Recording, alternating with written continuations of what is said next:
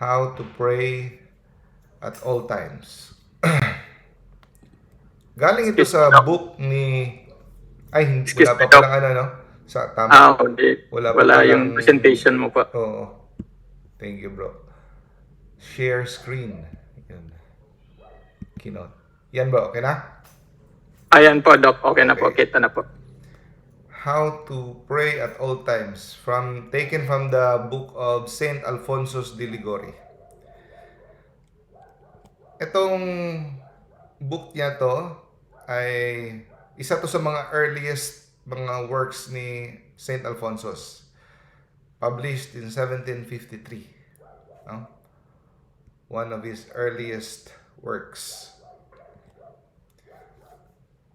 Itong summary ng kanyang book, no, has two message. First, kung mapansin nyo yung mga message ni Saint Alphonsus, parate, gaya ng message ni Jesus, always nire-remind tayo sa justice ni God. No? That He will be ready to punish those who are obstinate. Ano ibig sabihin ng obstinate, mga kapatid? Yung nagpupursige, nananatili sa kanilang kasalanan. No? Yung, of course, no, si God, ayaw niya tayong mapunta sa malaglag sa kapahamakan. He wants to save us always. Merciful siya. Always willing siya mag-forgive. No? Pero kung ikaw ay matigas ang ulo at mananatili ka, obstinate ka in sin, hindi siya magdadalawang isip to punish you. No? Yun parati ang message, kung mapansin nyo, parati message ni St. Alphonsus Ligori. And also, ang pangalawang message niya, sa mga taong nagmamahal sa Panginoon, sa taong willing, no, to give his life for God, you can approach God with confidence. Ibig sabihin, hindi tayo dapat mag-hesitate, hindi tayo matakot o mahiya lumapit kay God na parang ating sariling ama, na hindi siya yung parang stricto na hari na kailangang malayo ang distansya mo sa kanya. Pwede mo siyang yakapin. Pwede kang dumulog sa kanya, kausapin siya like a child to his mother. Ganon. With perfect, unwavering confidence. So, balance ang message ni Saint Alphonsus. He is a strict judge. He is God. He is all holiness. But at the same time, He is tender, loving mercy.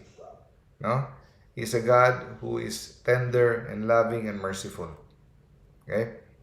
So, ang gusto ni God, to those who wish to serve Him, we should approach God. No? We have to speak to Him frequently. Gusto niya parati natin siyang kausapin. At parang isang batang paslit na nagpapalambing sa kanyang ina, lovingly, confidingly. Huh?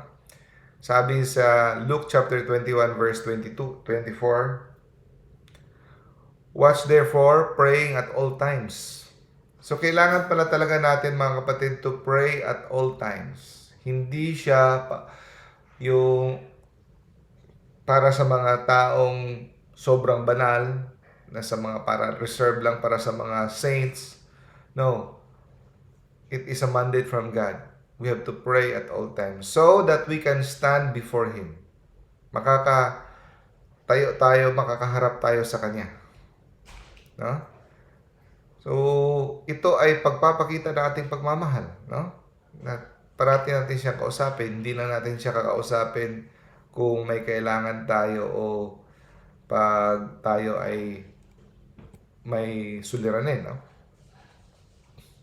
And also, let us always remember, no, He is infinite majesty, dakilang hari, King of kings, Lord of lords, all-powerful, but at the same time, He is infinite love. Kaya nga, gusto niya mag-devotion tayo sa Sacred Heart. Kasi sa Sacred Heart, napipicture out natin na yung puso niya binibigay niya sa atin. Naglalagablab. Puno ng pagmamahal. Kaya gusto niya mag-devotion tayo sa Sacred Heart of Jesus. Para maalala natin parati na He is full of love, waiting for us. No?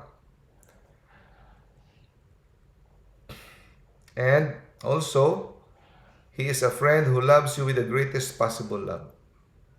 Kung mayroon kang barkada na nagmamahal sa'yo, no? Minsan, tatalikuran pa natin ang Diyos dahil sa ating mga barkada, dahil sa ating mga friends, hindi natin kayo tatalikuran. God is, wala nang dadaig pa sa pagmamahal ni God na parang close friend. No? So, huwag ka matakot na hindi siya magagalit, no? Pag tayo ay parang at home, no? Baka yung iba kasi natatakot na baka magalit si Lord na hindi natin siya tinetrato na parang hari, na with respect. No. It is okay for God to approach him like a child treating his mother. No? Mas matutuwa pa siya. No? Mas matutuwa pa siya. Hindi siya distant God. He is a personal God. Kagaya ng isang bata, kinakandong sa sa kanyang niece, di ba? So is our merciful God. Kaya nga yan itawag na the virtue, no? The seven gifts of the Holy Spirit. Kabilang diyan yung piety and fear of the Lord. Kaya yung piety at fear of the Lord dapat balanse yan. Yung fear of the Lord, yun yung nirerespeto mo ang Diyos dahil siya ay hari, dakila, makapangyarihan, no? At puno ng kabanalan, hustisya. Yan ang fear of the Lord. Yung piety, yun ang gift of the Holy Spirit na feel at home ka kay Lord. Yung parang komportable ka sa Kanya na makasabi ka ng lahat ng sasabihin mo, para mo siyang best friend, para mo siyang ina, parang yun. So, balance yan. No? Kasi pag masobrahan din yung isa, wala ka ng takot kay Lord, di gagawa na lang ng kasalanan. Kasi iisipin mo, sige lang, God will understand, kahit makasalanan ako, okay lang, patuloy pa rin ako. So, dapat balance yan dalawa. No? So, gustong-gusto ibigay ni Lord ang kanyang mga grasya sa mga taong ibibigay din ang kanyang sarili sa kanya.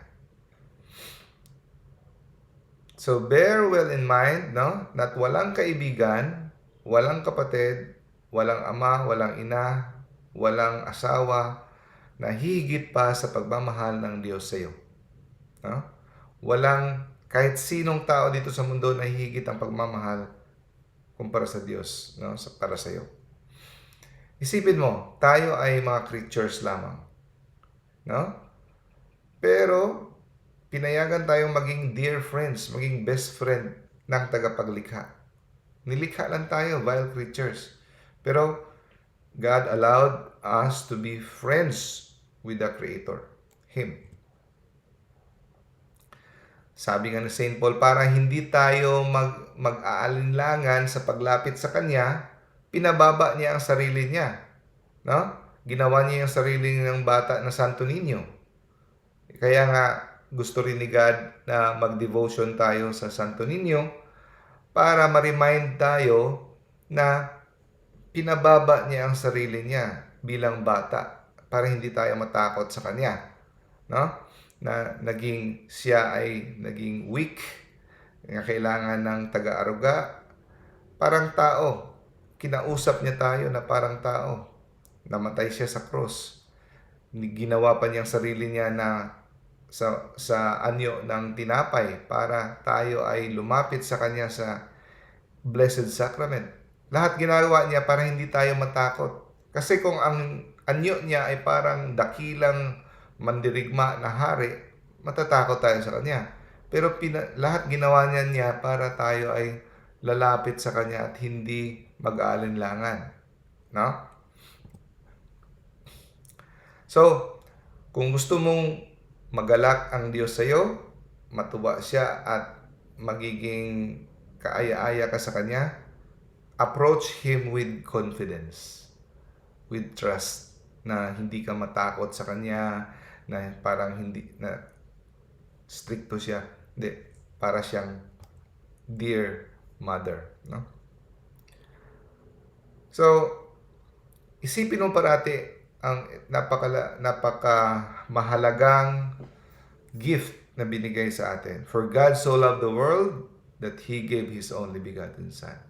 So pag inisip mo yan, hindi ka na magdududa na meron pang mga bagay na hindi bibigay si Lord sa iyo. Kasi binigay niya na lahat. Binigay na nga niya pati anak niya. Ano pa bang itatanggi niya sa iyo? Wala na. Kasi kahit kaisa-isa niyang anak, binigay niya na sa iyo. Di ba? So, ulitin mo sa mind mo ang John 3:16. It is easy and agreeable to converse with God. So, tanungin mo yung mga nauna na sa atin, yung mga banal na mga santos. No? Sa tuwing sila ay nalulungkot, nagdurusa, pighati na kanilang buhay, no? Ang pinakamatamis na nagbibigay ng konsolasyon sa kanila ay ang pakikipag-usap sa ating Diyos. No? Yan ang isasagot nila parati. The sweetest and truest consolation, kung meron silang suliranin, may bumabagabag sa kanilang mga damdamin, sila ay kung ano man ang mga ano nila, no? Dinaramdam nila, depression o ano. The sweetest consolation, wala nang dadaig, is to converse lovingly with God. Kaya maraming taong de-depress. Bakit? Hindi nakikipag-usap kay Lord. Makikipag-usap kay Lord, minsan-minsan lang. Pag sa tingin nila wala namang, hindi sila sinasagot, yung hinihiling nila ay hindi sinasagot sa kung anong klaseng sagot ang gusto nila, tumitigil na. No? Hindi ganyan. No? Parati dapat pray at all times. Talk to God at all times. Hindi kanya pababayaan. Hindi kanya bibiguin. No? So, sa pakikipag-usap sa Diyos parati, hindi ibig sabihin tatalikuran at kakalimutan mo na ang iyong trabaho. Ibig sabihin, pag nagbibilang ka ng pera dyan sa tindahan kasi ikaw ay cashier, pwede mag-out of focus ka. No, focus ka pa rin sa trabaho mo. Nagtatrabaho ka sa faktorya, electrician ka, ano, focus ka pa rin. Hindi ibig sabihin na mag-focus ka sa pagdarasal. No. You do not forget your work. You should not neglect your occupation. No?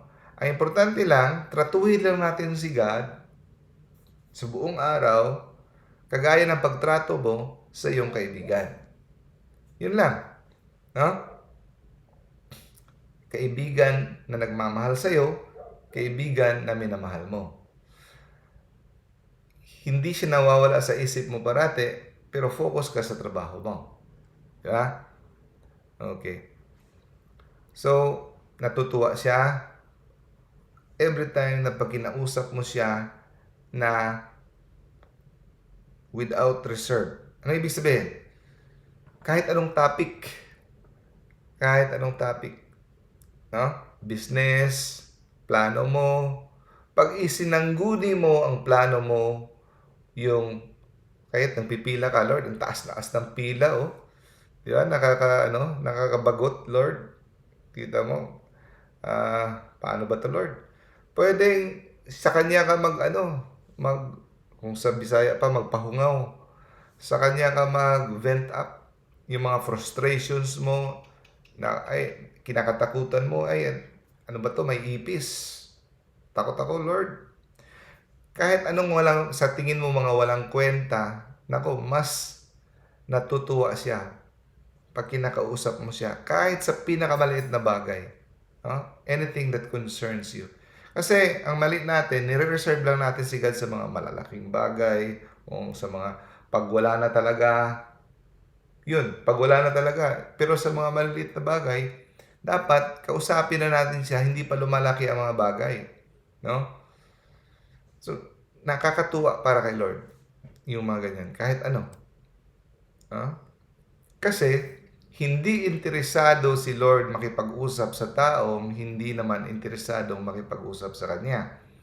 At, no, hindi rin siya sumasagot, hindi rin niya binibigay ang kanyang sagot sa mga taong hindi sanay makipag-usap sa Kanya. Kasi, ganito, kahit sumasagot na siya, hindi natin naririnig ang sagot dahil hindi tayo sanay nakikinig sa Kanya. No? Kagaya ng taong 40 years na mag-asawa. Kahit may eksperimentong ginawa, nilagay siya sa sa maraming ilang daang babae sa harap. Tapos magsabi lang ng isang word, good morning. Tapos pinakinggan niya ng isa-isa. Hindi blindfold siya. Narinig niya lang boses ng isang babae. Sumabi, good morning. Sabi niya, yan ang asawa ko. Kasi, everyday, naririnig niya asawa niya kahit may sipod, may ubo, naririnig niyang for 40 years. Pag sanay ka na naririnig ang boses ng minamahal mo, sensitive ka sa voice niya. So, gaya ng iba, hindi ako sinasagot ni Lord kasi hindi ka naman sanay nakikipag-usap sa Kanya. Hindi ka naman sanay nakikinig sa Kanya. Ha? Now, if you only desire His love, yung minimithi mo parati ang kanyang pagmamahal at yung siya yung mamahalin, God will always make the first step. Inuunahan ka pa niya. No? Without waiting for you to come to Him, He will present Himself to you with all grace. Pag ang desire mo parati is to love Him, no? Kahit hindi ka pa lumalapit sa Kanya, siya nang lumalapit sa iyo. Mas una siyang gumagawa ng first step. Pag yun ang desire mo ay siya. No? Bigyan ka niya ng graces. No? Mga remedies, mga solutions sa iyong mga kasuliranin. He only waits for you to speak to Him. Gusto niya lang talaga kausapin mo siya. No? Always ready siya. No? Kung ano pang mga iniisip nating mga solusyon, no, sa mga problema.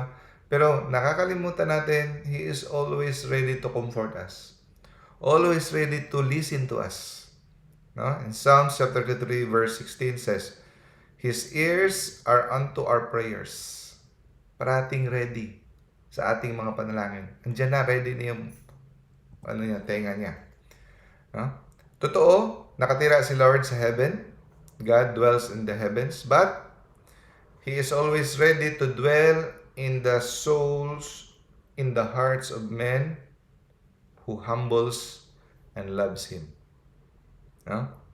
Diyan siya parate. Night and day, araw-gabi sa tahanan ng mga tao nagmamahal sa Kanya. He gives His divine consolations. No? Ibibigay niya more than sa mabibigay ng mundo. Kung ano man mga delights. Ano ba mga delights natin? Magandang palabas, magandang tanawin sa abroad, magandang pagkain sa pinakamamahaling restaurant, o ano pa mga delights ng kayang ibigay ng world. Wala. Talbog lahat yan sa consolation na ibibigay ni God sa atin. No?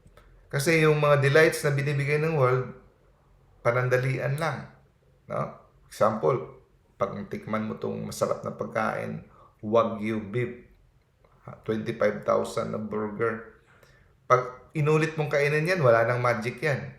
Sa una lang ang magic. Pero yung delights ni God, hindi nakakaumay.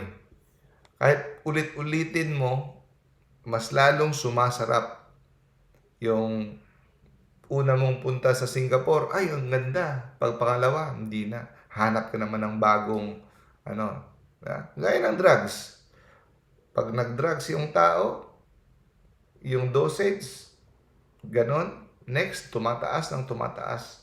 Kasi may, yung ating happiness, nagde-desensitize tayo. Pero kay God, the more you talk to God, the more you do Him, the blessings He gives you,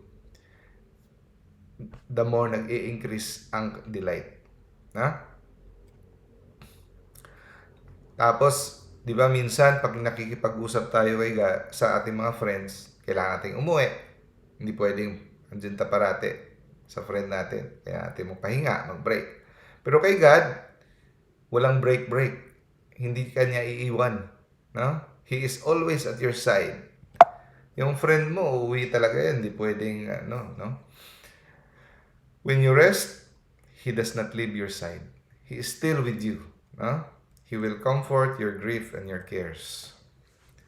And kahit natutulog ka na, when you awake at night, He may speak to you by His inspiration. Paano kanya kakausapin? Inspiration sa puso mo.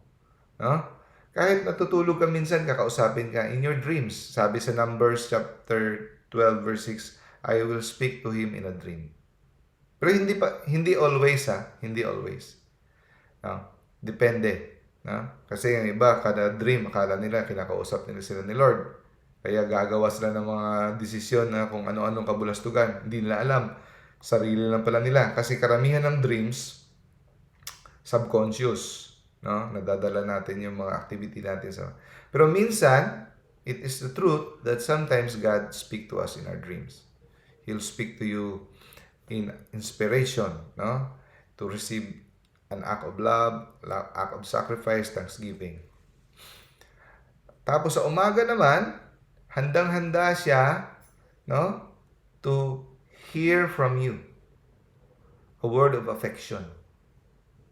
So, hindi kanya iniiwan. In the morning, kaya, hindi siya, never siya nag-fail. Hindi siya nagkulang to be with you in your sleep, when you wake up, all throughout the day. Kaya, huwag ka rin mag-fail, to give Him an immediate look of love. Pag gising mo sa umaga, ang pinaka sa isipan mo dapat siya. A look of love. Tingin na may pagmamahal. Pagising. Kasi andyan sa pagising mo. Sinasalubong ka niya. So, on how and we should converse with God. Okay. So, ang tao daw na nagmamahal ay hindi mauubusan ng mga bagay na sasabihin sa kanyang minamahal. O, di ba? Pag mahal mo, kahit wala ka nang iniisip, wala ka nang sinasabi, naalala nyo paano yung nanliligaw ka pa o crush na crush mo yung isang babae, kahit wala ka nang sasabihin sa phone o magkatabi lang kayo, sa feeling lang, hindi ka mauubusan ng topic. Gusto lang marinig ang boses niya. Hindi ka mauubusan. Kaya, yung iba may nagtatanong sa akin, paano ba mag-meditate ng 1 oras o 30 minutes? Wala na akong sasabihin. Ang sagot diyan, sabi ni St. Alphonsus, a person who loves will not be at loss on what to say. So, sabihin mo kahit ano.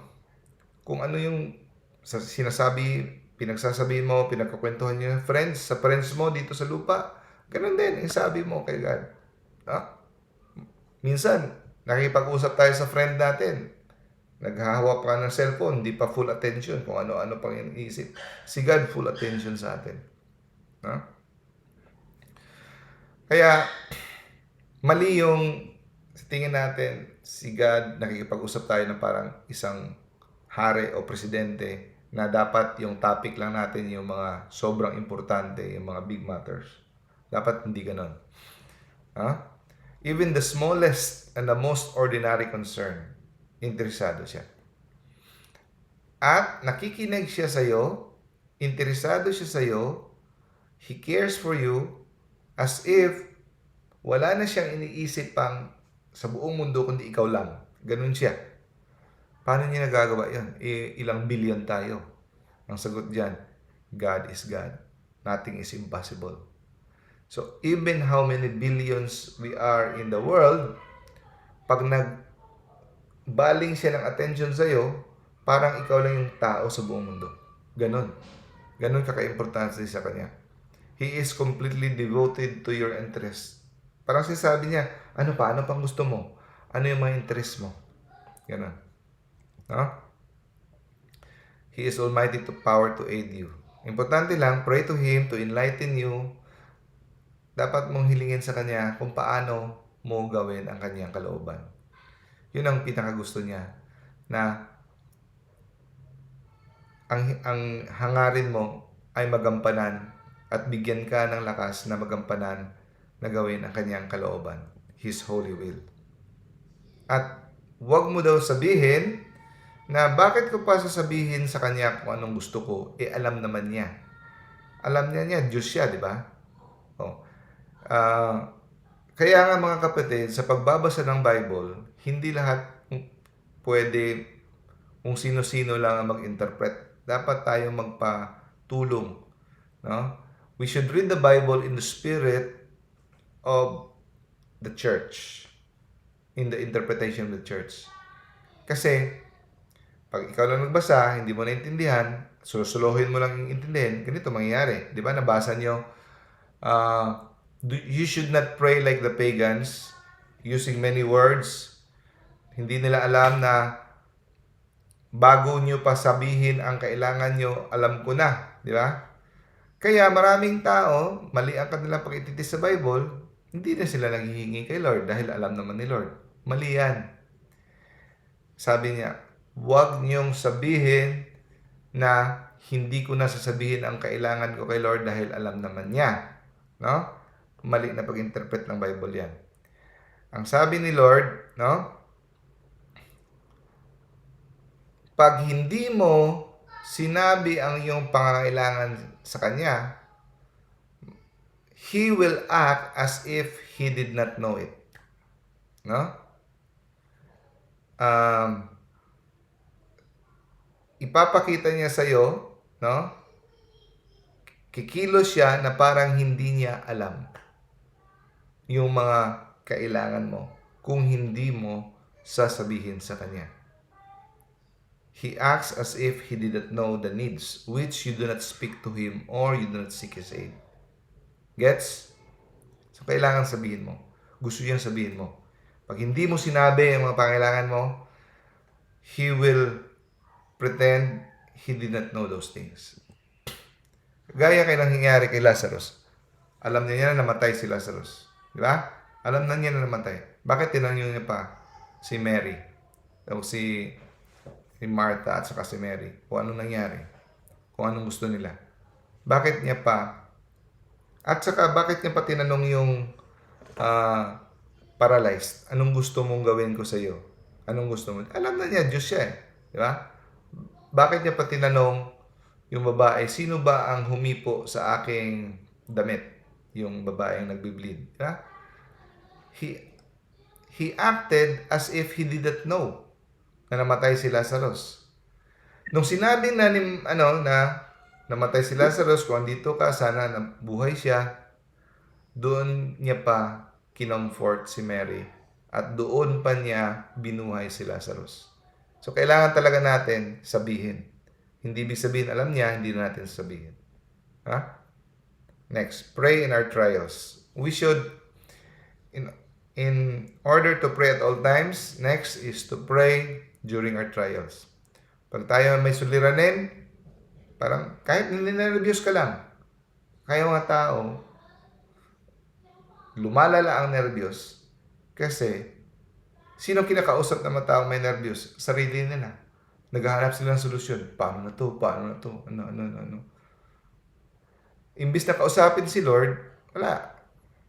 Kaya, meron talagang rason na sabihin, yung mga tao may nervyos, karamihan, hindi lahat kasi meron talaga nervyos na hindi mo sinasadya.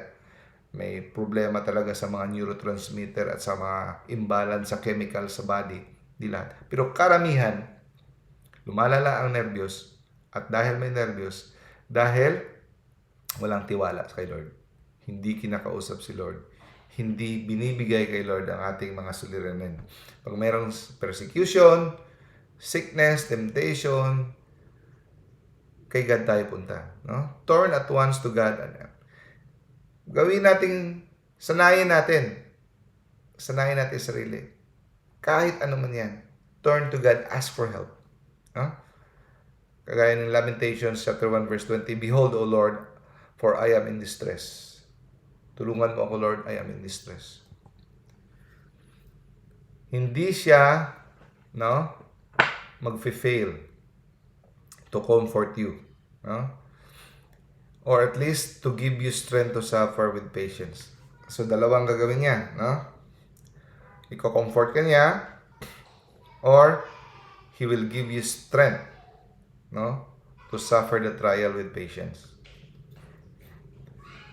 Mas actually, itong comfort at saka pagbibigay niya ng strength sa iyo, mas malaking gift ito kumpara sa tatanggalin niya ang suliranin o ang problema.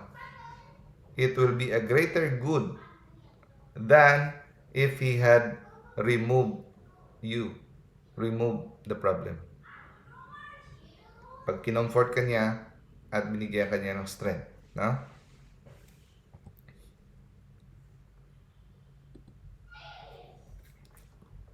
So, tell him of all the things that make you fear. Ano yung kinakatakutan mo? Kahit ipis pa yan. Sabihin mo, takot ka sa ipis. Takot ka sa kung ano ba dyan. No? Anong nakakakalungkot sa'yo?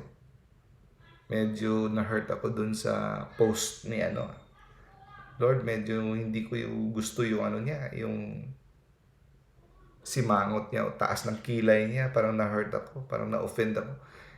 Sabihin mo sa kanya, huwag mong suluhin. Babaliw ka niyan. No? Say to him, My God, in you are all my hopes. I offer this cross to you. I resign myself to your will. Take pity on me. Maawa ka sa akin, Lord. Either deliver me from trial or give me strength to endure it. So, either kunin mo tong trial na to or bigyan mo ako ng strength. Yung pangalawa, mas maganda. No? Yun parati ang prayer ni Saint Faustina at ibang mga saints. Promise kasi ni Lord no? All of you who labor, all of you who are heavy burden, come to me and I will give you rest. I will refresh you. Promise niya yan, Matthew chapter 11 verse 28. No? So, pag ikaw ay pumunta sa friends mo, magpapa-comfort, okay lang yan. Hindi magagalit sa Lord. Okay? Hindi magagalit sa Lord if you go to your friends, seek comfort. Kasi we are social beings. We need each other.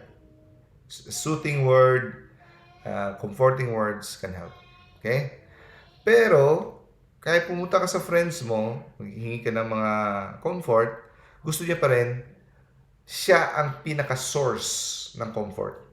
Hindi yung friend. Secondary yung friend. Okay? Siya yung principal. At kung mangyari man, no, na hindi ka mabigyan ng sapat na comfort ng iyong friends, they will fail, no? You go to Him and say, Lord, men only have words, but they cannot afford me consolation. I no longer desire to be consoled by them. You alone are my hope. Pwede mo sabihin yan. No? At huwag kang mag-guilty at huwag kang matakot na mag-complain sa Kanya. Pwede kang magreklamo. Bakit ba ano to, Lord? No? Bakit para ang layo mo? No? Para hindi kita na-feel? Pwede kang mag-complain. Si Job, nagko-complain kay Lord. No? Pero, hindi dapat mag-e-end sa complaint. Dapat, pwede kang magreklamo Kagaya ng isang... Kasi pag ang tao ay nagrereklamo, alam niyang yung nirereklamuhan niya makakabigay ng solusyon. Hindi ka lang yung nagrereklamo for the sake of reklamo. Yung ginagawa ng mga Israelita doon sa desert, nagdadabog. Pwede kang mag-complain kasi dinadala mo ang iyong mga suliranin. No? Basta, sa dulo ng iyong pagrereklamo, you should may karugtong na, to you, O Lord, I trust. I trust you, Lord. You are a good God. Your will be done, not mine. No? Pwede kang magreklamo. And you say, have pity on me, help me, do not abandon me. Ha?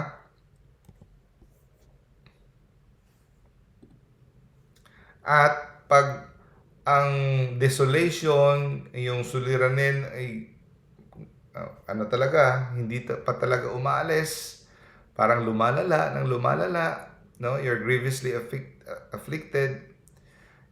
Pwede mong i-unite ang iyong boses sa boses ni Kristo doon sa krus. My God, why have you forsaken me? Yeah. Inuulit lang ni Jesus yung sinasabi sa Isaiah, no? So, pwede kang mag-show ng frustration, but with faith, with trust, and with hope. Hindi pwedeng reklamuhin mo lang kasi delikado maggawa ka ng blasphemy. Blasphemy kasi yung sabihin mo kung kaya na pag sinabi mo kung totoo kang mabait na Diyos, bakit mo to hinayaan? Kung totoong may Diyos, bakit ganito? Delikado yan. Blasphemy yan. Dapat, pagrereklamo na may pagtitiwala. Okay? So, and also, ibalik-balik mo sa mind mo that sa lahat ng mga ginawa mong kasalanan, you don't deserve consolation. You deserve punishment actually. So, pag inisip mo yan ang mindset mo, hindi ka daling ma-depress. Kasi, handa kang isipin na hindi ka naman karapat-dapat ng mga konsolasyon galing sa Diyos. Ang karapat-dapat sa iyo ay parusa dahil sa iyong mga kasalanan. At isipin mo parati, ang lahat na nangyayari sa iyo is for your good. Kung ikaw ay nagmamahal sa Diyos, lahat na nangyayari sa iyo kahit masama, patungo sa kabutihan. Sabi sa Romans chapter 8 verse 28, all things work together for good for them that love God. Sa mga nagmamahal sa Diyos. Pero sa mga taong matigas ang ulo at nananatili sa kaputikan ng kasalanan, walang patutunguhan kung hindi ka talaga magsisisi. No? Pero kahit na yung mga taong makasalanan, yung mga masasamang nangyayari sa kanila, ano pa rin yan? Pag-aakay pa rin ni Lord para sa kanilang pagsisisi. Kagaya ng mga demonic possessions. No? Actually, demonic possessions, harassments, no? Demonic harassments is a blessing in disguise. Sabi ni Father Ripperger, kadami-daming mga possessed na naging very, very holy after. Daig pa nila ang mga taong simbahan sa kahuli. Yung mga taong naka-experience ng possession dahil sa kanilang trials na pinagdaanan. And say with courage, the Lord is my light and my salvation. Whom shall I fear? Lord, you will guide me. You will save me. In you do I trust. In you, O Lord, I have hope. Let me never be dismayed. And then, reflect, meditate that God loves you more than you can love yourself. Diba mahal mo ang sarili mo? May mga plano kang mga magaganda para sa sarili mo. But God loves you more than you love yourself. Bakit ka matatakot? Ha? Kung nag-aalala ka para sa sarili mo, mas nag-aalala si Lord para sa iyo. At merong rason kung bakit sinabi sa Bible, sinabi ni King David, God is the God of salvation. Kasi, ang plano ni God is not to condemn, but to save us all. Okay? Pero, dapat tamang pag-intindi. Hindi ibig sabihin, kasi the plan of God is not to condemn, but to save us all. Hindi ibig sabihin, lahat tayo maliligtas. Wala nang maimpyerno. Marami ang nasa impyerno. No? Kasi, matigas ang ulo, kahit offer na si God ng kanyang mercy and forgiveness, pilit pa rin tumatanggi. Tinatanggihan pa rin natin ang salvation ni God. No? So, ang plano ni God, to save all. Ginagawa niya ng lahat ng kamay niya, binibigay niya sa atin, pilit pa rin natin tinatanggihan. Kaya, tinitreten niya, tinatakot niya ang mga tao, yung mga taong matitigas ang ulo. No? But, He promised mercy to those who fear Him. So, pray during trials. Next, pray during joys. Huwag tayong maging kagaya ng ibang tao na mga ingrato na pag nakareceive ng blessing, good news, kung anong mga gandang nangyayari sa buhay, nakakalimutan si Lord. Lumalapit lang sila pag may suliranin. No? Yung mga unfaithful, thankless souls. Kaya in my prayer every day, inulit-ulit ko yan, no? Lord, thank you for the food, water, the air. Sisinghot ako. Sarap ng air, no? Minsan, take for granted lang natin yung air, pero maalala natin na how precious air is pag meron tayong COPD, meron tayong COVID, meron tayong emphysema, mahirapan na tayong maghinga. Ngayon na healthy pa tayo, singutin natin ng air. Thank you, Lord, for this air. Thank you for the electricity. Thank you for the shelter, for the comfort. No? Yun, nakagalaw-galaw ka. Kahit spend few minutes, several minutes, even 1 hour kung gusto mo, to thank God. No? Pasalamat ka kay Lord. At saka every time mag-pray ako sa morning, parating ko pasalamat, Lord, thank you na hindi mo ako pinatay noong makasalanan pa ako. Ano na lang kaya kung panahon na yung makasalanan ako, napaka-immoral ko, pinatay mo na ako nun.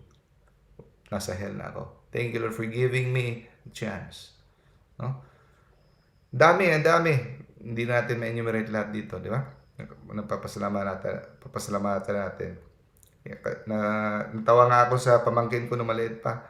Pag sabihan sila ng kapatid ko na mag-pray, mag-thanks, yung kapatid ko na yung pamangkin ko na si Ana, sabi, thank you for the stapler, for the for the scotch tape, kahit ano na lang, di ba? So, nakakalimutan natin sila pag may blessing, pero tinatawag na natin pag may problema tayo. So, go at once and tell Him your joy. So, kung ano mang joy dyan, nakakita ka ng flower, kung ano man dyan, tell Him, share Him, hindi lang yung problem mo, share to Him your joy. Wow, Lord, ang ganda nito, ganda ng chocolate. Acknowledging your good fortune as a gift coming from His hands. Say to Him, my Jesus, I bless and will ever bless you for granting me so many favors. When I deserve for example, mga kapatid, pag nakita kayo sa Old English, the, meaning niyan, you. Pag nakita kayo ng thy, ang meaning niyan, your. Okay? So, mga Old English kasi. When I deserve at your hands not favors but chastisements for the affronts I have offered thee. Affronts meaning offense, no? That I have offered you. Lord, I give you thanks. I keep in memory your many acts of kindness, past and present. So yung past, present, i-recall mo yan, no? Sa mga lahat ng mga gift niya sa'yo. Actually, pag punta mo sa prayer, depressed ka na, ka problema. Pero pag nag-meditate ka lang sa mga things, past, present na mga binigay niya, mga blessings sa'yo, makakalimutan mo problema, ay, ang dami mo lang gift. Ang dami ko na palang na-receive kay God. No? Minsan kasi, masyado tayong focus sa sarili natin, no? Yung taong parating focus sa sarili nila, hindi ako nakatanggap nito, hindi ako nakatanggap, siya nakatanggap, ako hindi, siya nakatanggap, ako hindi. Yan ang mga taong depressed, no? But if you focus always on the gifts of God, you will be happy. And, yung mga taong nagmamahalan, if you really love God, you should be more happy of His blessedness than your own. You are more happy than your own happiness. No? You are more happy with the blessedness of God than your own happiness. And you say to Him, My beloved Lord, I rejoice more in your blessedness than in any happiness of my own. For I love you more than I love myself. So nakakagalak ito para kay Lord. And then, so pray in your trials, pray in your joy, and pray whenever you commit sin. When you commit sin, pray immediately. So another sign of great confidence to the Lord and pleasing to God is when you commit sins. Venial sin, God forbid, mortal sin. No? You kill your soul. You're dead if you commit mortal sin. Even though you commit mortal sin or venial sin, do not be ashamed. Huwag kang mahiya. Pray to God. Ang iba, pag nakakasala, hindi na mag-pray, nahiya na. No. All the more, kailangan mo pray. No? Do not be ashamed to go to Him to ask for forgiveness, for sorry. God is so willing. Always willing si God mag-forgive. Kaya nga, may kasabihan, there is no mercy if there is no repentance. Ang ibig sabihin yan, hindi ibig sabihin na absent na yung mercy ni God. Kung hindi tayo Ibig sabihin yan, hindi mo matatanggap ang mercy ni God na ready to be given to you kung hindi ka mag-repent. Hindi ka mag-ask forgiveness. Of course, always ready yan. Kaya willing si God always mag-forgive. No? Kaya nalulungkot parati si God pag may taong nalululong sa putik ng kasalanan. May lumalayo sa Kanya. Kung alam lang daw natin, kung alam lang ng mga taong makasalanan, kung ano ka mapagpatawad si Lord. How merciful He is. Kung ano siya kamaawain. The Lord waited that He may have mercy upon you. Hinihintay ka niya. Kaya lang huwag mong abusuhin yung paghihintay niya. Kasi hindi forever ang paghihintay ni Lord. Hindi forever. May hangganan. Kaya sabi ni Lord, the day of salvation is today. No? Not for tomorrow, today. If you hear the voice of the Lord, if God knocks, if you hear His voice, let Him enter now. Huwag, vocabulary ng demonyo yan, yung bukas na. Vocabulary yan ng demonyo. No? I desire not the death of the wicked, but the wicked turn from his way and live. Yun talaga ang always desire ni God. Na magsisi tayo, babalik sa Kanya. Okay? So if you come to me and repent, though your soul be dyed deep crimson with crime, pulang-pula, magiging puti yung kaluluwa mo. Yung kasalanan mo, as red as crimson, it will become white as snow. Divine mercy ni Lord, kahit sobrang nagbubundok-bundok pang kasalanan mo, kahit napakadumi mo, napaka-immoral mo, ano pang kasalanan mo? No? Isang patak lang yan ng dugo. Parang joy, no? Isang patak, isang katutak. Joy liquid. Isang patak lang yan ng dugo ni Jesus. Kaya niyang burahin yan. Kaya nga sinasabi nila, may iba nang sabi ng, ikaw Brad, parati kang sin, hell. Parang tinatakot mo mga tao, si God ay justice, tinatakot mo mga impyerno. No! balance tayo. Balance. Yes. God is justice. Ayaw niya ng kasamaan. Pero we are also proclaiming na kahit ano ka karumi, kahit ano ka kadumi, kahit ano ka makasalanan, kayang patawarin. Lumapit ka lang. Hingi ka lang ng kapatawaran. Palikuran mo lang kasalanan mo. Iwanan mo lang kasalanan mo. Yan ang message natin. Balance. Hindi yung parang lola na nagbibigay na parang konsentidora na puro na ng mercy, mercy na. Okay ka lang dyan kasi God will understand. Mensahe ng Diablo yan. Dapat balance. Okay? Now, Almighty God promised even to forget. Kakalimutan niya yung kasalanan mo. May isang pare na natatakot siya kasi maggawa siya ng exorcism. Tapos may nagawa siyang kasalanan. Tapos he went to confession. Tapos in a vision, he asked God na baka i-remind ng demonyo yung kasalanan niya. Ang sabi ni God, bakit? Ano ba yung kasalanan mo? Nakalimutan ko na.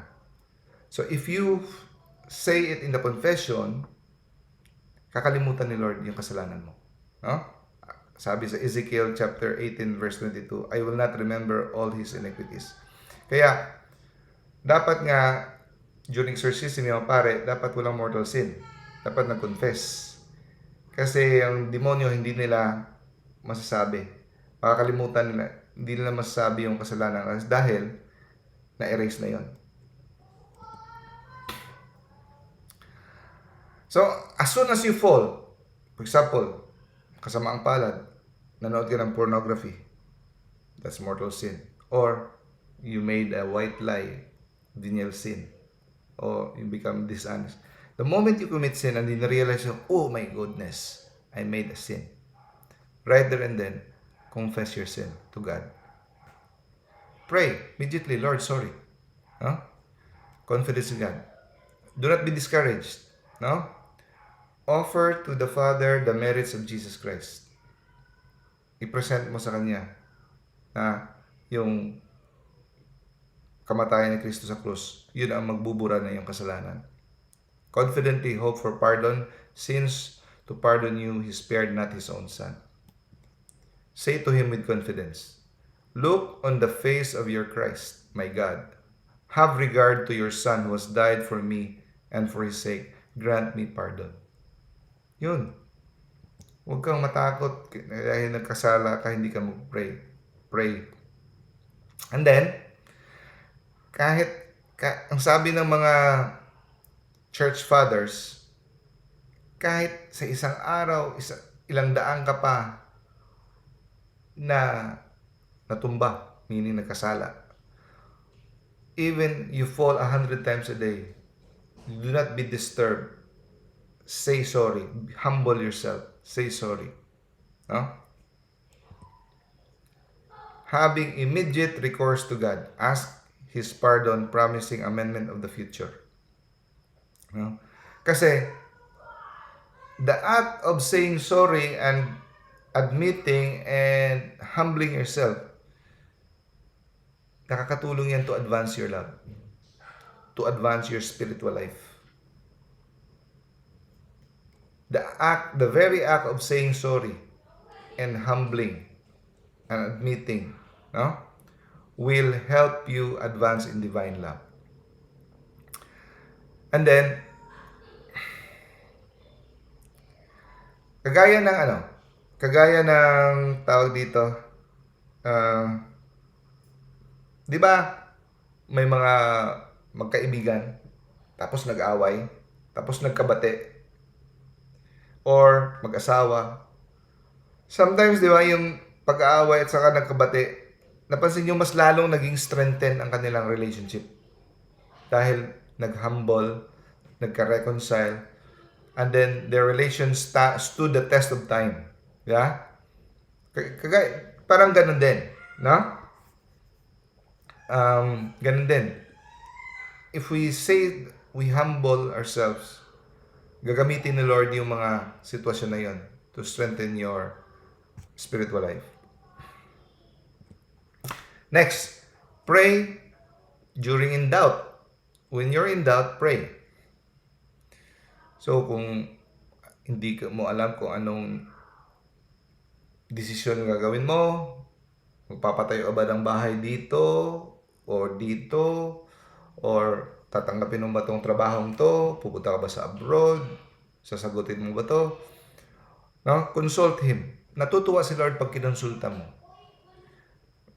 Parate, desisyon lang tayo ng desisyon. Walang konsulta sa Kanya. Pag nagkapalpak-palpak tayo, sinisisi natin siya. No? Sisisihin, bakit Lord, ganito yung buhay ko, ang asawa ko, walang hiya, pasagulero, lasinggero. Tapos nung nagdedesisyon ka ng kung sino yung sasagutin mo, papangasawa mo, solo-solo mo lang.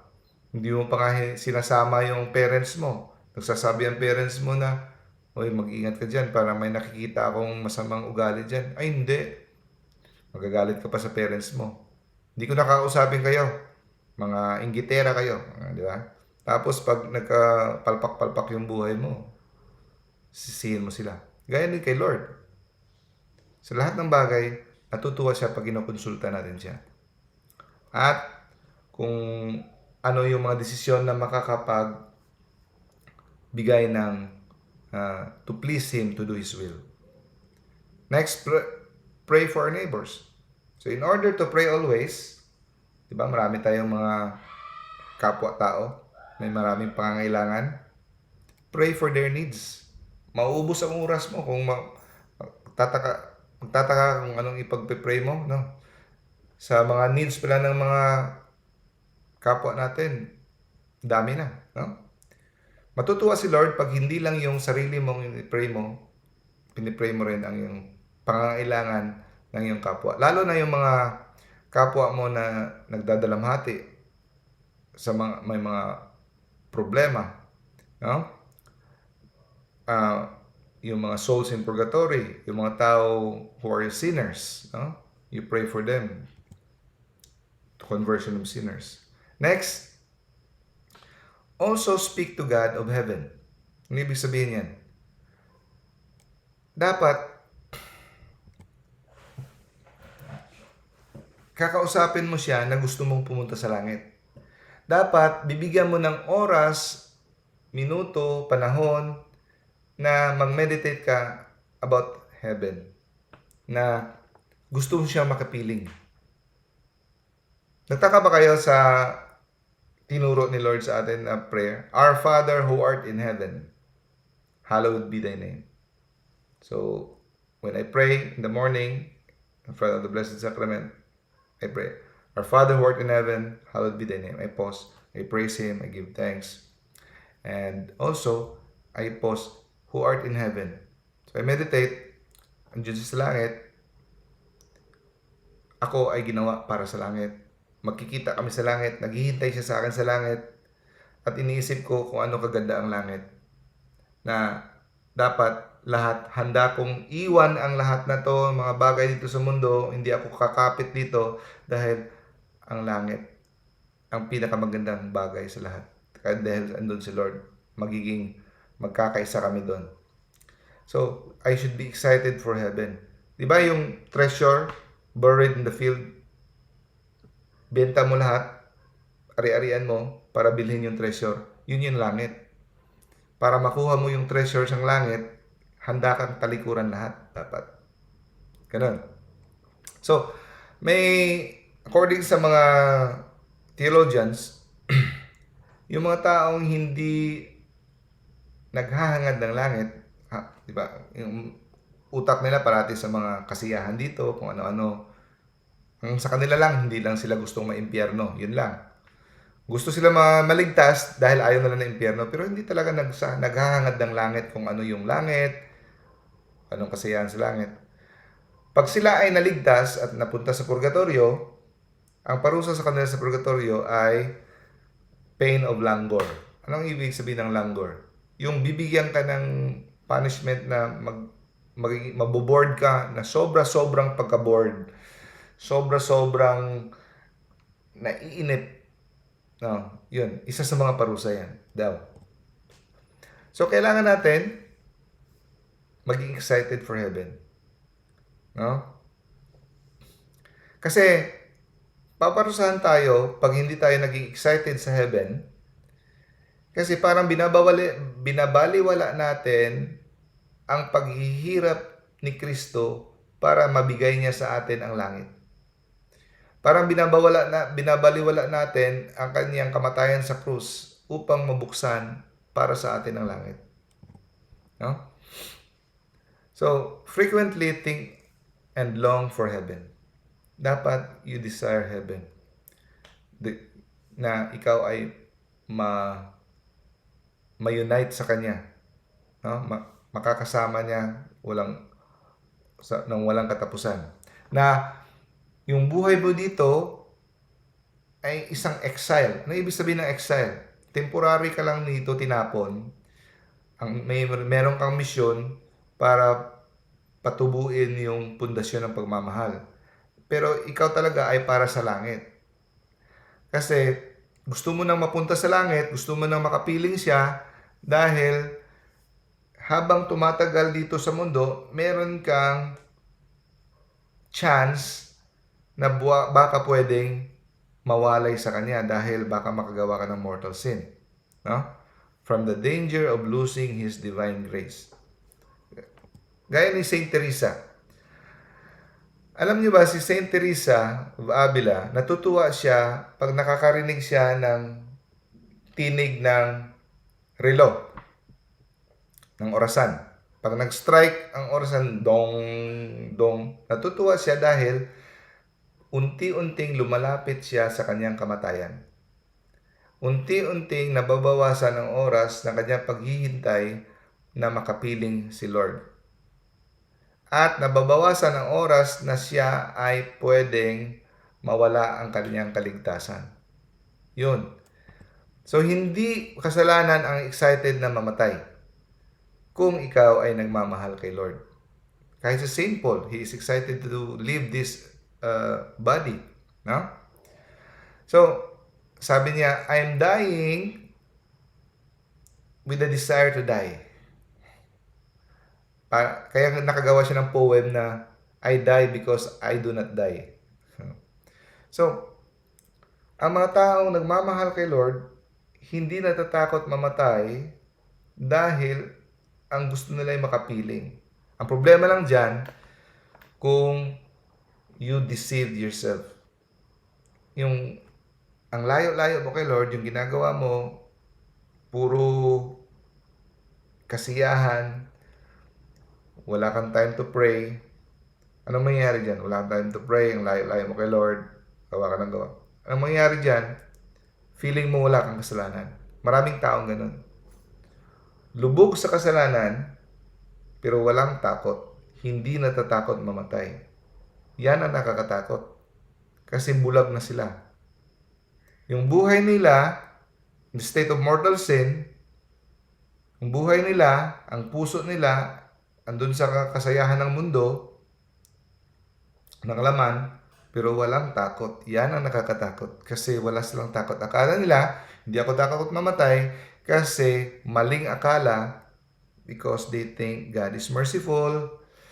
Kahit anong lifestyle nila, hindi nila babaguhin. God is so merciful and loving na hindi kaya silang ipunta sa impyerno. Yan ang nakakatakot. Dapat we have the correct understanding of who God is. Makukuha lang natin yan sa teaching of the church, the catechism. Maraming tao, di ba, napansin nyo? Hindi naman ako inuusig ng konsensya ko. Nakakatulog naman ako sa gabi. Pero yung mga santo, saints, the more sila mag-examine ng kanilang conscience, the more they think they are sinner. Yung mga taong malayo sa Diyos, the more they think wala silang kasalanan. Kabaligtaran. So, paano tayo sinasagot ni Lord? How God answers the soul. Okay? In a word, kung gusto mong matuwa si Lord sa iyo, no? Sikapin mong makipag-usap kay Lord sa buong araw as many as time as possible. Parang nakipag-usap ka lang ng friend, na yung kaibigan, with fullest confidence, no? At magtiwala ka na ikaw ay sasagutin niya. After mong, kaya nga kung pwedeng maiwasan ang mga saints, kung kinakailangan lang talaga makipag-usap sa tao, makipag-usap sila. Pero pag hindi kinakailangan, they go to their room or their work, no, and talk to God. Speak to God alone, no? Pag sumagot si God sa iyo, hindi sa tenga, sa puso, no? He will not speak in a voice that strikes the ear, but in a voice that reaches the heart. Pero sometimes may nangyayari miracle, may naririnig talaga sa tenga sa mga saints. Pero minsan lang yan. Mostly sa ating mga ordinaryong tao, He speaks to the heart. No? Hosea chapter 2 verse 14, I will lead her into the wilderness and I will speak to her heart. He will speak to us through our inspiration, interior light, manifestation of goodness, tenderness touches the heart, assurance of pardon, feeling of peace. Ito yung mga paraan paano siya makipag-usap sa atin sa heart. Assurance of peace, assurance of pardon, feeling of peace, by the hope of heaven, intimate happiness, by the sweetness of His grace. No? He will speak in a voice easily understood. Madaling maintindihan ng mga taong nagmamahal sa Kanya. Pag ikaw ang nagmamahal sa Kanya, madaling mo maintindihan yung pag-uusap ni Kristo sa iyong puso. Pero pag malayo ka pa, of course, don't be patient, made-develop yan as you grow in love. The practice of praying constantly. Okay? So, paano? Pagising mo sa umaga, no? Dapat ang una mong iisipin, i-raise mo ang mind mo kay God na i-offer mo sa Kanyang honor. Kahit anong gawin mo sa araw na yon, no, ay i-offer mo. Lord, everything, simple word, in your own words, paggising mo, Lord, may everything that I do, I offer it to your honor. No? At Lord, help me. Kahit hindi ka guys sinabi ko, sa isipin mo lang. No? Tulungan mo ako na magawa ang iyong kalooban. Yun. Yung mind. Hindi ka pa nagpe-pray formally ha. Pagkatapos mong isipin, pagising mo, siya iniisip mo na magawa mo at ialay mo tong araw sa Kanya, no? Whatever you may have to do or suffer during the day, no? To offer it to His honor. After that, you do your morning devotions, no? Make an act of love, make of gratitude, praying, spend the day as if you spend your day as if it is your last. No? Dapat ganoon tayo pag nabuhay. You spend your whole day as if this is your last day. Sabi ni Father St. Jure, recommend niya every morning gumawa daw tayo ng parang compact with God. Like for example, kagaya kung ilalagay mo yung kamay mo sa dibdib mo, yung ibig sabihin yan, you are offering an sacrifice to God. Or you are offering, parang i-remind mong sarili mo, Lord, every time I do this, I am making an act of love for you. Another example, every time I look upwards to heaven, I am making an act of love. So, pwede ka mag-promise kay Lord na ganun. Lord, every time gumawa dito ako, making an act of love for you, ha? Yan. Pwede kang gumawa ng ganun. Suggestion ni Father St. Jure. And then, when you have made these acts, place your soul in the wound of the side of Jesus. Di ba? May sugat si Jesus sa side. Ilagay mo ang iyong sarili sa loob ng kanyang sugat. Imaginein mo na kinukubli ka sa damit ni Mama Mary. The mantle of Mary. Yung kanyang mantle. Hindi ko alam sa Tagalog. At hilingin mo sa Ama to protect you throughout the day. And after that, make a meditation, mental prayer, at least half an hour. Me, ginagamit ko as meditation ang Our Father. Kaya, in front of the Blessed Sacrament, I pray the Our Father. Aabot yan ng more than 30 minutes. Kasi isa-isahin ko yan. Our Father, who art in heaven, hallowed be thy name. Next, your kingdom come. Next, your will be done. Next, give us their daily bread. So, suggestion ko lang yan for myself. Sa'yo, you can use other meditation. Me, I find it very effective, Our Father, as a meditation. And also, very effective to contemplate on the passion of Jesus. No? Sa passion sa mga paghihirap niya. Ito ang isa sa mga magpapabigay ng paglagablab ng iyong pagmamahal sa Diyos. Kung gusto mong mapukaw ang iyong pagmamahal sa Diyos, meditate on His passion.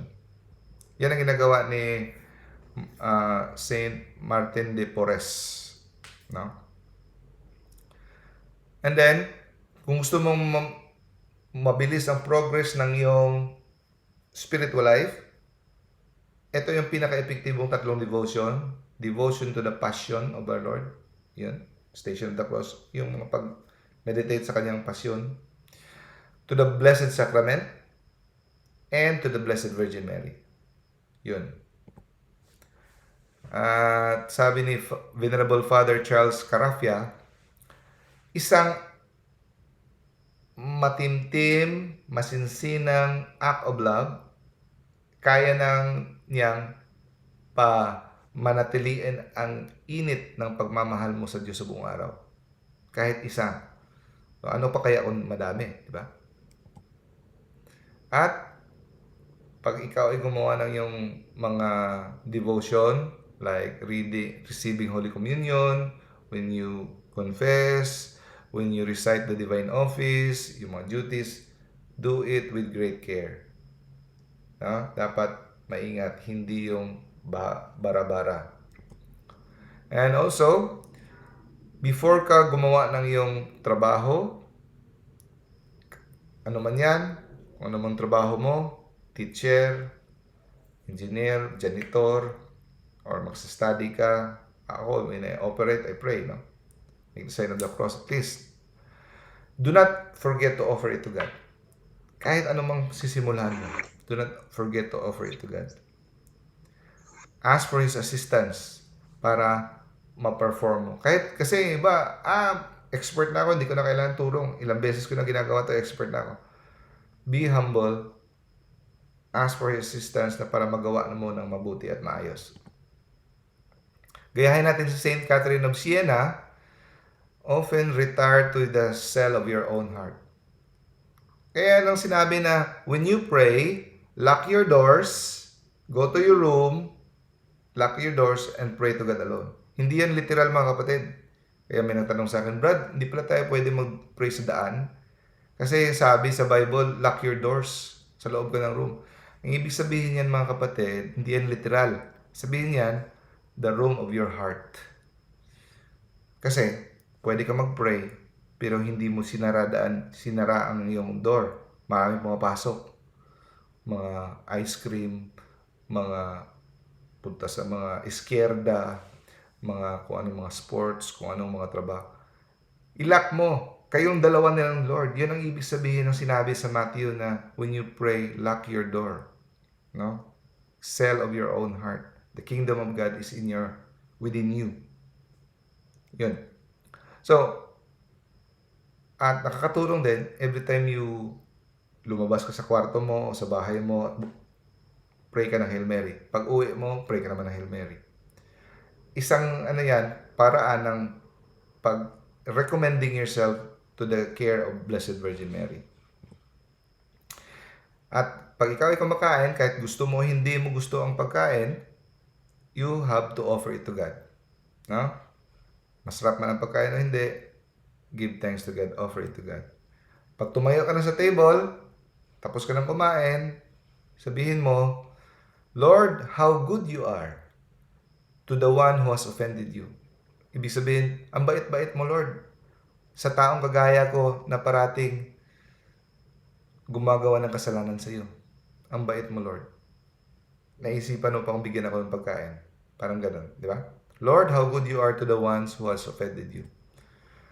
And during the day, no, kakatulong to have a spiritual reading, visit the Blessed Sacrament, and to Our Lady. In the evening, pray the Rosary, do examination of conscience, makes an act of faith, hope, and love, contrition, promise to serve God more fervently during the life and at death, to receive sacraments, no? And to ask God for the indulgences. May prayer ka, di ba? Oh my Jesus, I desire today to gain every indulgence and merit I can, and I offer them together with myself to Mary Immaculate, that she may best apply them to the interests of your most sacred heart. Diba? So every day, nakatanggap ka ng indulgence at saka merits because you pray it every day. When you go to bed at night, reflect na you deserve hell dahil sa iyong mga kasalanan. So with the crucifix in your hand, compose yourself saying, in peace I will die, I will lie down and fall asleep for you alone, Lord. Make me secure. So, inaasa mo yung kaligtasan kay Lord. No? So, iniisip mo, hindi ka karapat-dapat dahil sa iyong mga kasalanan, pero dahil sa kabutihan ng Lord, ikaw ay kanyang ililigtas. Ha? So, parati mong maiisip si Lord, you can pray all day, sa lahat na makikita mo at maririnig, isipin mo parati ang Diyos. Ang buhay na walang hanggan. Gaya nito, maraming example, hindi ko lahat nilagay kasi ang haba-haba sa book. Example, pag nakita ka ng batis, running water, no? Isipin mo na reflect that your life is rushing in like a manner taking you near to death. Dinadala ka ng agos na ikaw palapit na palapit sa iyong kamatayan. So anything na nakikita mo in nature, dapat i-connect mo to God or to the spiritual things. For example, nakita ka ng lampara na malapit na mamatay dahil wala ng gas. Isipin mo na ang buhay mo ay malapit na rin mawala. Anytime pwede kang mamatay. Another example, nakita kang may nililibing, may bangkay. Isipin mo rin na ikaw rin, balang araw, mangyayari din niya sa'yo. No? Pag nakita ka ng mga taong nagbubunyi dahil sila ay proud na proud sa kanilang kayamanan, no? Rejoicing, isipin mo, for me, God is sufficient. Some trust in chariots, some in horses, but we in the name of the Lord. Isipin mo, let them glory in vain. But kung mawawala ang kanilang kaluluwa, anong silbi ng sasaya nila ngayon kung mawawala nila ang kanilang kaluluwa. Pag nakarinig ka ng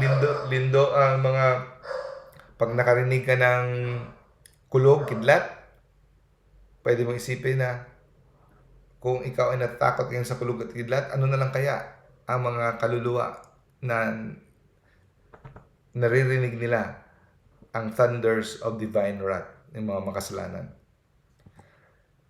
Tapos pag nakita ka ng mga beautiful scenes, flowers in the hills, in the trees, no? Isipin mo na itong lahat ay ginawa ni God para sa iyo so that you will love Him. You will enjoy these things so that you will love God. Mga flowers, butterflies, mga magaganda. No? So kung ito ay magaganda, ano na lang kaya ang hinahanda ni Lord para sa iyo sa langit? Yung mga ganun ba?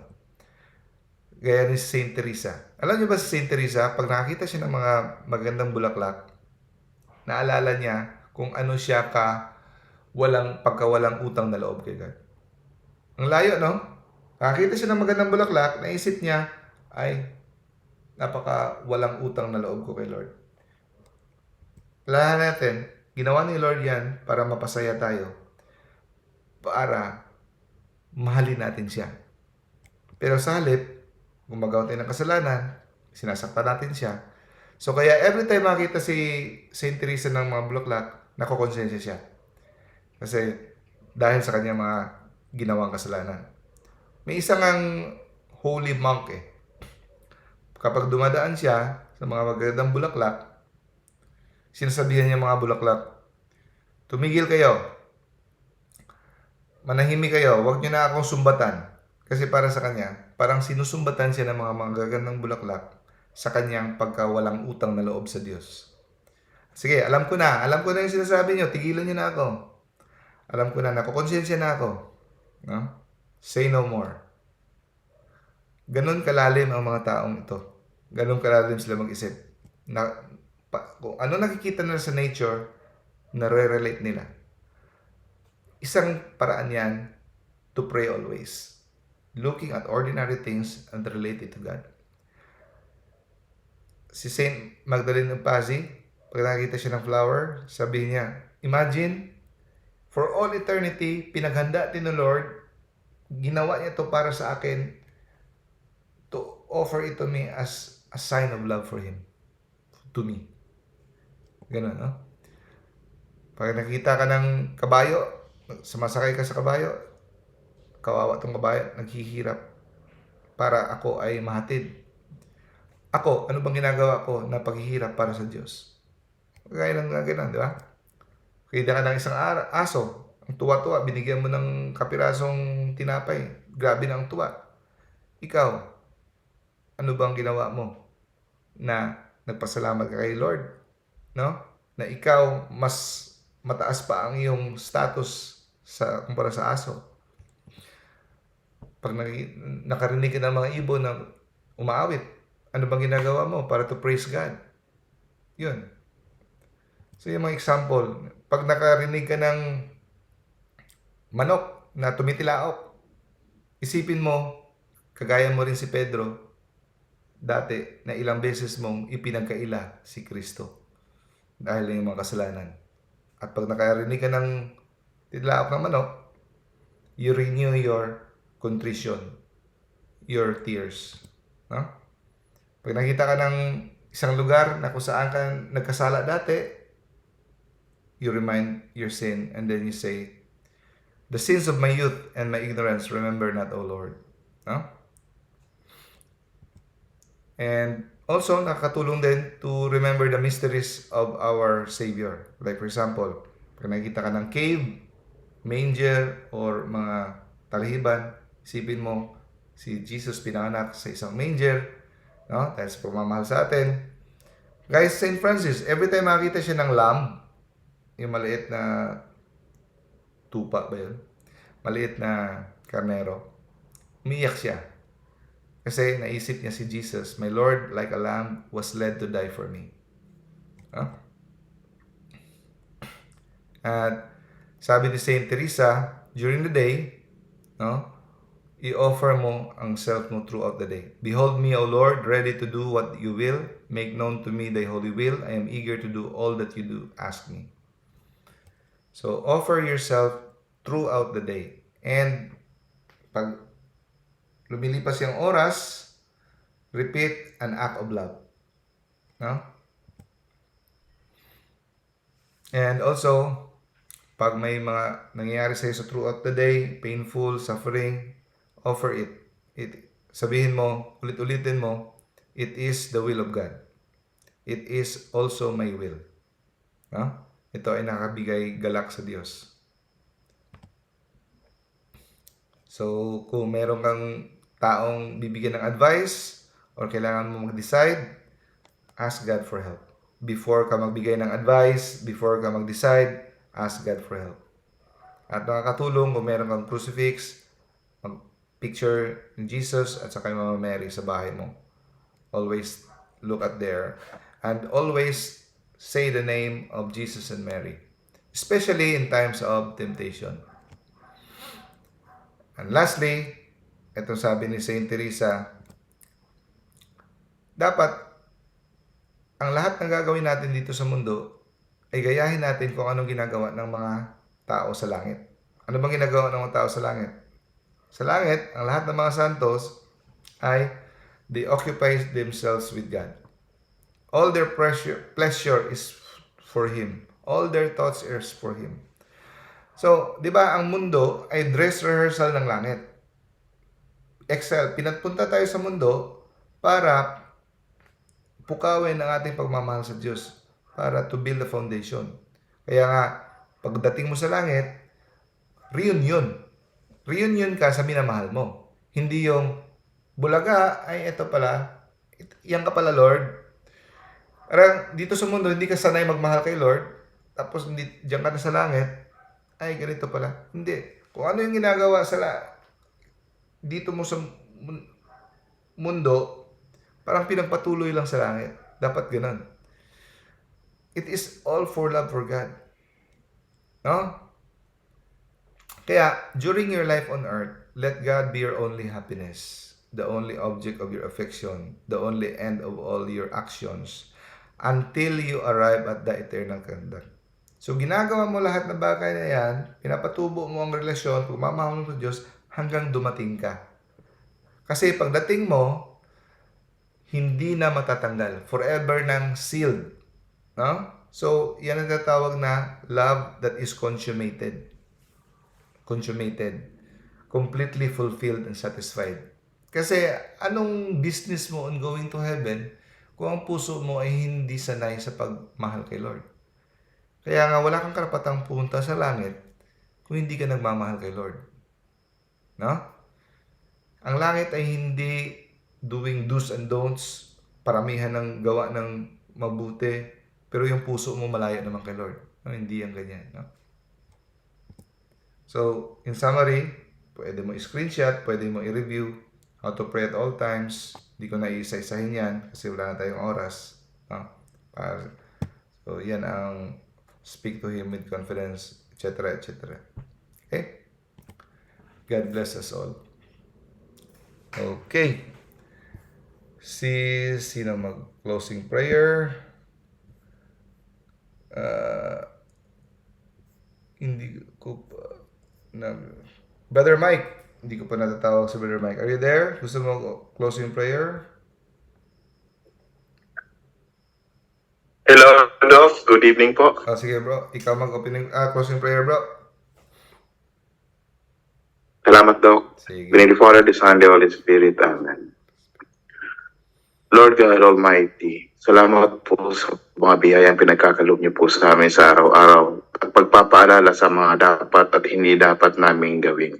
Sa tulong na rin po ni Doc Ditching, ito'y lubod namin ipinagpapasalamat at naway gabayan niyo po kami na matupad ang inyong mga kahilingan dito sa lupa para sa amin hanggang sa aming huling hininga. Glory be to the Father, and to the Son, and to the Holy Spirit. As it was in the beginning, is now, and ever shall be, world without end. Amen.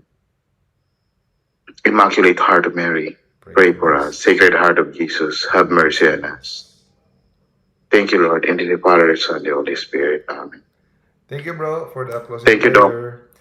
Sa mga hindi ko pa nag-greet, Sister Hazel, Sis Daisy, Sis Beth, aking kapatid, Ate Ging, hello. Yun. At sa mga dun sa Facebook, Brother Michael, Brother Mike, Sister. Okay, bye-bye. Thank you, salamat sa pag-attend ha. God bless. Thank you Thank you sa din, pagtyaga. Doc. Extra points sa mga Salamat dito ang marami sa po, Zoom. Doc. Sa pagtatyaga nyo dito sa Zoom. Extra points kayo. Bye! Bye!